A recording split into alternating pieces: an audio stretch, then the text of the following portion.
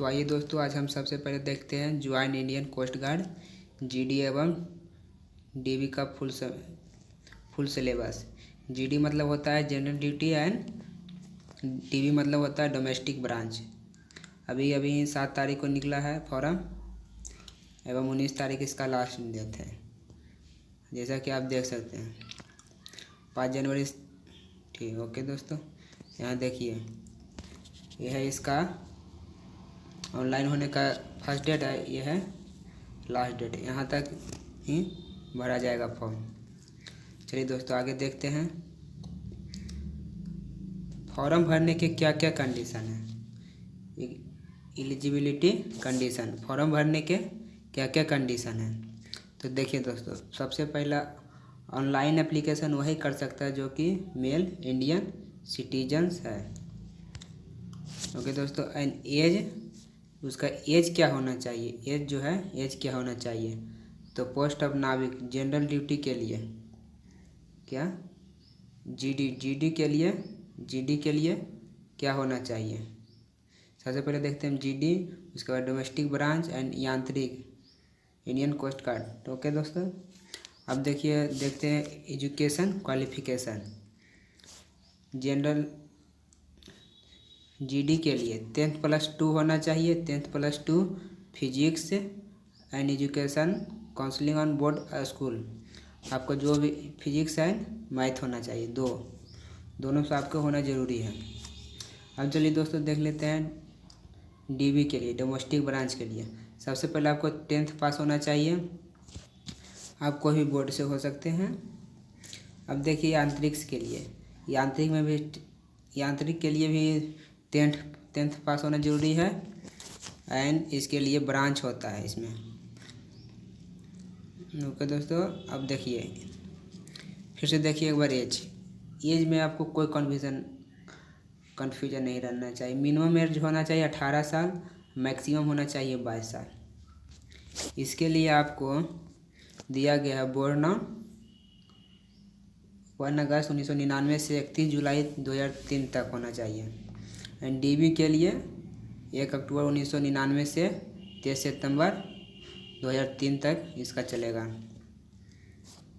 और देखिए दोस्तों एक चीज़ में और है, ये जो है नोट में देखिए, नोट में है 5 ईयर्स छूट है एंड 3 ईयर ओबीसी के लिए छूट है, दोनों के लिए छूट है। 5 SC/ST के लिए 5 ईयर एंड ओबीसी के लिए 3 ईयर छूट है। अब देखिए दोस्तों वैकेंसी का डिटेल देखिए, वैकेंसी का detail. Vacancy, the number of post of category wise कितना पोस्ट है। तो जनरल जीडी में है, जनरल में 114 पोस्ट और EWS में 33, ओबीसी में 83, एसी में 23 और ST में 7। टोटल पोस्ट है 260। और देखिए डोमेस्टिक ब्रांच में जनरल में 22 है, EWS में 6 है, ओबीसी में 8 है और ST में 3 है और AC में 11 है और टोटल है 50। अब देखिए यांत्रिक मतलब कि ये जो होता है टेक्निकल है। इसमें टेक्निकल जैसे कि मैकेनिकल एक ब्रांच होता है टेक्निकल में, डिप्लोमा करके आते हैं जो बच्चे, उसके लिए। तो देखिए जनरल में उसके लिए 13 है, जनरल से रहेगा बच्चा तो 13 सीट उसके लिए रिजर्व है। और EWS के लिए 3 और ओबीसी के लिए 7 और ST के लिए 4 और SC के लिए 4। टोटल सीट कितने हैं 31। इलेक्ट्रिकल के लिए देखिए, जनरल में 4, EWS में 1, ओबीसी में 1, ST में 0 और SC में 1। और टोटल पोस्ट कितना है 7। बहुत ही कम पोस्ट के लिए, लेकिन इसमें आवेदन ही बहुत ज़्यादा जाएगा। यांत्रिक इलेक्ट्रॉनिक्स के लिए देखिए, जनरल है 7, EWS है 0, ओबीसी है 2 और ST है 0 और SC है 1। टोटल है 10। ओके दोस्तों, अब आगे चलते हैं। सिलेक्शन कैसे होगा हम लोग के लिए, सिलेक्शन प्रक्रिया देखिए। पहला सिलेक्शन देखिए, इसमें 5 स्टेज होगा भाई। यहाँ दिया हुआ 4 स्टेज होगा, आगे दिया था 5 स्टेज, 4 स्टेज है। ठीक, number of vacancy available for the post. 4 को है, 4 सेक्शन में एग्ज़ाम होगा, आप क्वालिफाई करेंगे। तो देखिए स्टेज फर्स्ट स्टेज में देखिए क्या कहता है। फर्स्ट स्टेज है जो रिटन एग्ज़ाम है, यहाँ से लेके यहाँ तक आप इस पे ध्यान दीजिएगा बढ़िया से। जिस नाविक डीवी के लिए, डोमेस्टिक ब्रांच के लिए सेक्शन 1 जो होगा पूरे 50 मार्क्स का होगा, जिसमें 50 मार्क्स का होगा, जिसमें कि पासिंग मार्क्स रहेगा जो 30 और SC/ST के लिए रहेगा 27। और GD के लिए 2 सेक्शन होगा, रिटन एग्ज़ाम 2 को होगा, एगो फर्स्ट सेक्शन फर्स्ट होगा, एगो सेक्शन 2 होगा। तो इसमें रहेगा 50 क्वेश्चन, वही आप लोग को भी 30 प्लस नहीं, इसमें रहेगा क्वेश्चन आपको 60 सेक्शन 1 में, जिसमें कि आपको 30 क्वेश्चन जो है इसमें दिया हुआ नहीं है, आगे दिया है 30 क्वेश्चन रहेगा आपको पासिंग मार्क, और 20 क्वेश्चन रहेगा सेकेंड में, जिसमें कि क्वेश्चन रहेगा 50। दोनों मिला के आपको लाना है 50 नंबर, सेक्शन 1 और सेक्शन 2 मिला के। और SC/ST के लिए लाना है 27 और 17। क्या कर रहा है आप, रिमार्क देखिए यहाँ, passing in section 1 and 2 separately is compulsory, दोनों कंपलसरी है पास होना दोनों में। अब देखिए पढ़ते हैं दोस्तों डिटेल में थोड़ा, ये है डिटेल में सेक्शन 1 में डिटेल ऑफ एग्जामिनेशन में देखिए क्वेश्चन है 60 और मार्क टाइम कितना है 45 मिनट। अब ये देखिए इसमें दोस्तों सब्जेक्ट वाइज मैथ, इसमें मैथ है 20, जिसमें क्या रहेगा मैथ रहेगा 20 एंड साइंस रहेगा 10 और इंग्लिश रहेगा 15 और रीजनिंग रहेगा 10 और GK रहेगा आपका 5। सेक्शन 1 में पासिंग मार्क्स कितना है आपको बताए थे, ये 30 रहा और ये 27 रहा क्लास 10th सिलेबस पे, क्लास 10th के सिलेबस पर इसमें कुछ एडवांस में मिला देता है। और देखिए सेक्शन 2 में क्या रहेगा, मैट्रिक वालों के लिए, इंटर वालों के लिए सेक्शन 2 है। सेक्शन 1 इंटर मैट्रिक दोनों सेम है, सेक्शन 2 है केवल 12th के लिए, यहाँ देखिए 12th के लिए केवल है। तो उसमें कि मैक्सिमम मार्क्स कितना है, मैक्सिमम मार्क्स है 50, टाइम कितना है, इसका टाइम है 30 मिनट, 30 मिनट में 50 क्वेश्चन इसको बनाना है, जिसमें कि मैथ एंड फिजिक्स है, मैथ 25 को रहेगा, फिजिक्स 25 को रहेगा। और पासिंग मार्क्स कितना है 20 OBC के लिए, और कैटेगरी के SC/ST के लिए 17। ओके दोस्तों चलिए अब बिना टाइम देर के आगे बढ़ते हैं। अब देखिए स्टेज 2 क्या कहता है, स्टेज 2 देखिए यह है स्टेज 2 कहता है based of the performance computer based test. ये जो टेस्ट होगा, ये टेस्ट है जो computer based online examination CBT computer पे लिया जाएगा दोस्तों। ओके दोस्तों अब आगे इसमें कंप्यूटर पे लिया जाएगा। इसमें document required to the upload additional document. चलिए दोस्तों अब आगे पढ़ते हैं। तो और देखिए स्टेज 2 में ही आएगा फिजिकल फिटनेस टेस्ट जो है स्टेज 2 में ही लिया जाएगा, इसलिए स्टेज 2 बनाया गया है। अब देखिए हम दोस्तों बढ़िया पढ़ते हैं फिजिकल फिटनेस टेस्ट क्या है, इसमें क्या क्या लगेगा। तो पहला नंबर सबसे पहले हो जाएगा आपको 1600 मीटर रन करना होगा कंप्लीट 7 मिनट में। आपको मोस्टली 5 मिनट में ही कंप्लीट कर देना है। 20 गो उठक बैठक चाहिए और 10 गो पुशअप चाहिए, जो कि आराम से है। और देखिए एक मेन चीज़, आपको ये जो शू ट्राउज़र और टी-शर्ट जो है अगर आप पास होंगे तो आपको घर से ही ले जाना पड़ेगा। अब आगे है फिर उसके बाद आपको डॉक्यूमेंट वेरिफिकेशन होगा दोस्तों, डॉक्यूमेंट वेरिफिकेशन। अब देखिए हम आगे चलते हैं। फिर आपको क्या क्या होगा, इनिशियल मेडिकल एग्जामिनेशन फर्स्ट, मतलब कि पहली बार आपको मेडिकल एग्जामिनेशन होगा फर्स्ट, इनिशियल शुरुआती में होगा। अब देखिए स्टेज 2 उसी का सेक्शन 2 का स्टेज 3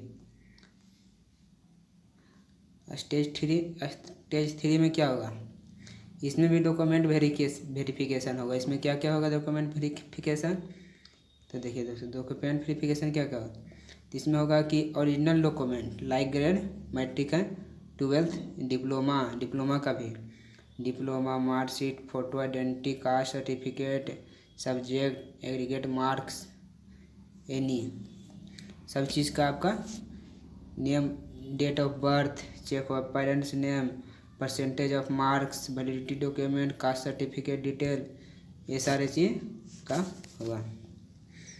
तो अब देखिए आगे बढ़ते हुए हम चलते हैं, जो जो रहेगा। और ये है आपका ऑफिशियल वेबसाइट, ऑफिशियल आपका स्क्रीनशॉट ले सकते हैं या फिर सरकारी जल पे जाएगा तो ऐसे ही मिल जाएगा। स्टेज 4 में देखिए दोस्तों, स्टेज 4 क्या कहता है, the candidate are to submit all original document and verification. क्या कहता है, कैंडिडेट सबमिट पूरा ओरिजिनल डॉक्यूमेंट को सबमिट करेगा स्टेज 4 में। All original document through board universal state, मतलब इसमें भी डॉक्यूमेंट का ही होगा, इंडियन कोस्ट गार्ड वाला सारा डॉक्यूमेंट।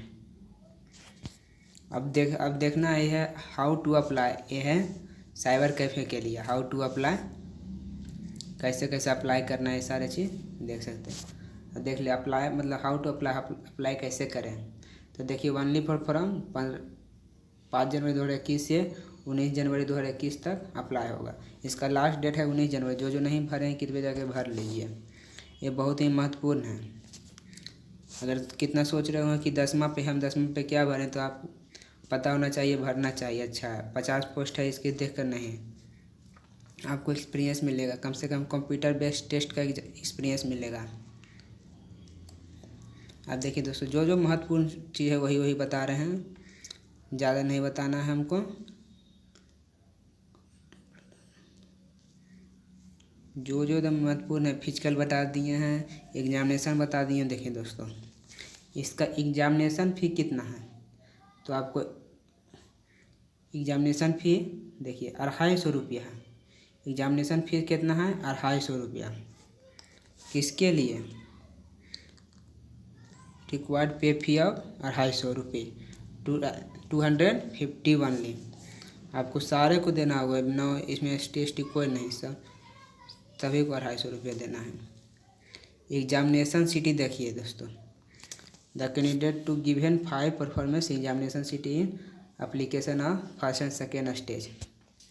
एग्जामिनेशन सिटी है आपको दोस्तों, एग्जामिनेशन सिटी में एक लड़का भरा था तो उसको दिया था पटना, मुजफ्फरपुर, भागलपुर, गया हो गया, और इतना हो गया बिहार में। और बाहर आपको देना होता है east India and waste India में, जैसे कि नोएडा हो गया, और बहुत जगह बोल रहा हूँ, याद नहीं उतना। अब देखिए दोस्तों, आगे देखिए एग्जामिनेशन शेड्यूल देख लीजिए,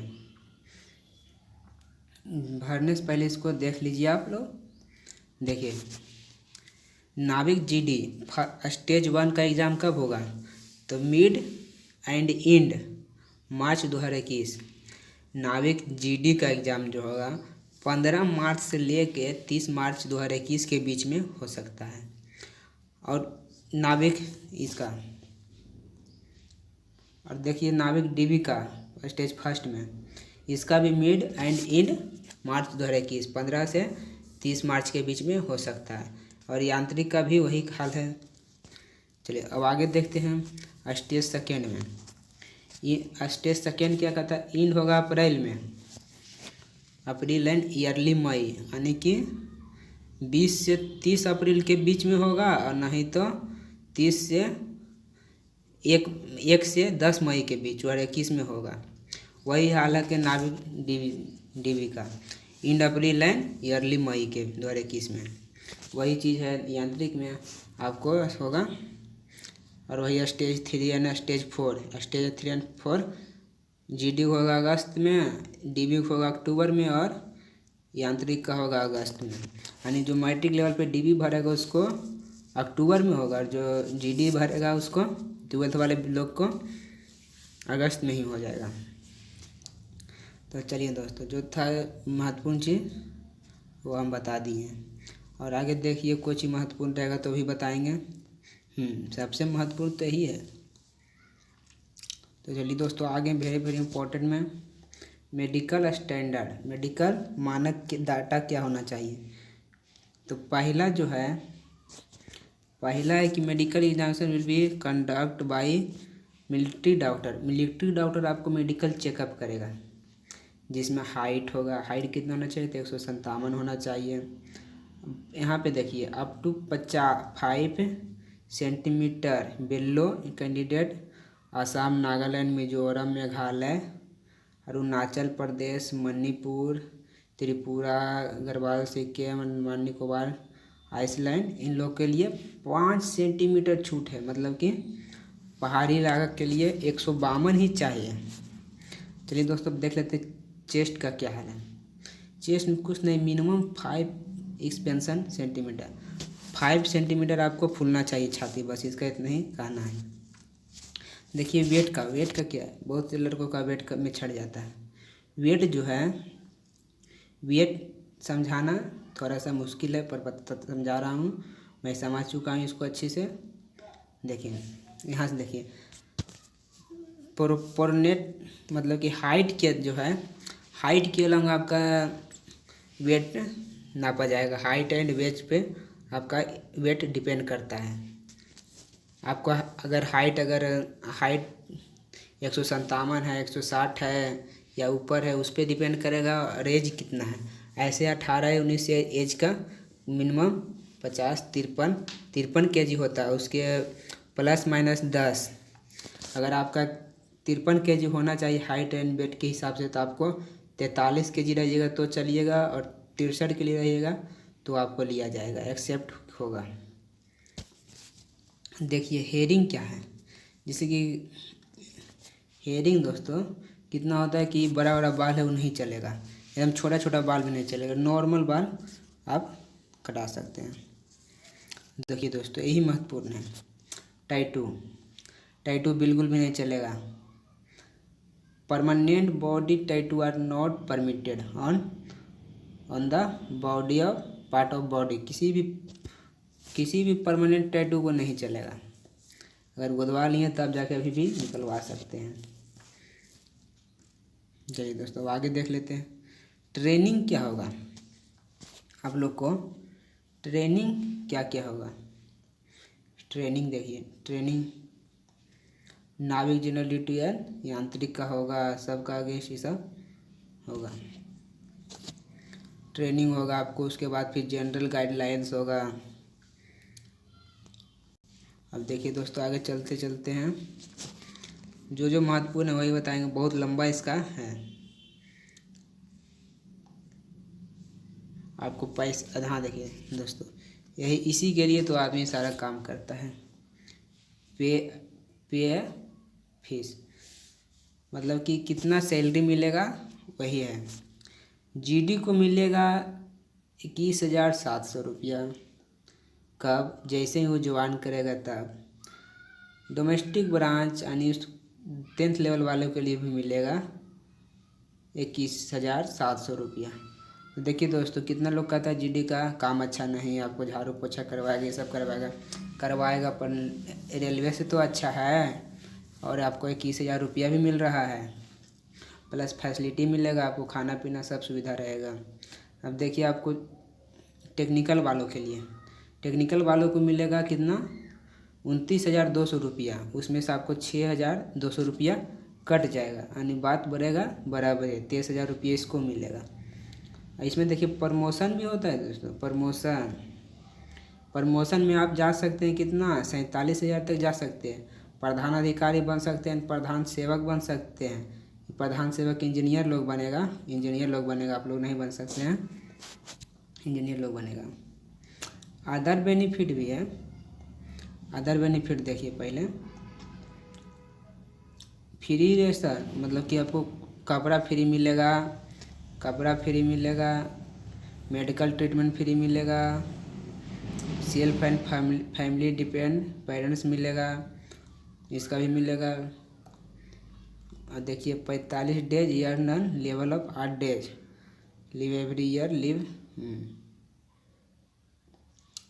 गवर्नमेंट रूल के हिसाब से आपको 45 दिन रहना होगा और कुछ नहीं है। एवन कैंटीन फैसिलिटी भी है इसमें, आपको लोन भी आसानी से मिल जाएगा। मेडिकल फैसिलिटी आफ्टर रिटायरमेंट, आपको रिटायरमेंट के बाद मेडिकल फैसिलिटी मिलेगा। इंश्योरेंस आपको है दोस्तों, इंश्योरेंस इसमें मिलेगा, यानी सारा 50 लाख तक का इंश्योरेंस मिलेगा आपको। तो मतलब सारा एक नौकरी में जो होता है सारा चीज़ है इसमें भरने में कोई बुराई नहीं है। अब आपको हम सिलेबस दिखाते हैं। ओके दोस्तों, सिलेबस देखिएगा। थोड़ा सा हम वीडियो को पॉज करते हैं और सिलेबस निकालते हैं। सिलेबस इसमें नहीं, तो चलिए दोस्तों देख लेते हैं सिलेबस क्या क्या है इसका। इंडियन कोस्ट गार्ड जीडी का सिलेबस क्या, फर्स्ट सेक्शन फर्स्ट के लिए। तो पहला है क्वांटिटेटिव एप्टीट्यूड, यानी कि कॉम्पिटिटिव मैथ है। कॉम्पिटिटिव मैथ में क्या किया जाता है दोस्तों, चलिए देख लेते हैं। Question will be asked from simplification यानी सरलीकरण। उसके बाद किसका क्वेश्चन है, एवरेज, एवरेज है, परसेंटेज है, हो गया परसेंटेज। उसके बाद है time and work area, profit loss, profit and loss, simple compound and interest, simple interest and compound interest, time and work, investment हो गया। उसके बाद है HCF LCM, problem on age से सारे रिलेटेड क्वेश्चन दिए रहेंगे। बार ग्राफ यानी डंडा लेख, pictorial graph and pie chart रहेगा। ये हो गया दोस्तों। अब देखिए मैथमेटिक्स है, ये हो गया आपको कंपटीशन मैथमेटिक्स, ये हो गया 10th लेवल का मैथमेटिक्स, जिसमें आपको सबसे पहले मिलेगा फंडामेंटल अर्थमेटिकल ऑपरेशन, फिर है परसेंटेज है, फिर रेशियो एंड प्रोपोर्शन यानी कि रेशियो एंड प्रोपोर्शन, अनुपात एंड समानुपात, फिर इसमें भी है profit and loss, simple interest, average, इसमें भी है। इसमें और क्या है देखिए, डिस्काउंट एंड पार्टनरशिप, मतलब कि बट्टा पढ़े हैं एवं साझा, पार्टनरशिप का हिंदी होता है साझा, time and work and time and distance इसमें भी है, मेंसुरेशन यानी कि क्षेत्रमिति भी इसमें है। अब देखिए दोस्तों देख लेते हैं जनरल अवेयरनेस में क्या है।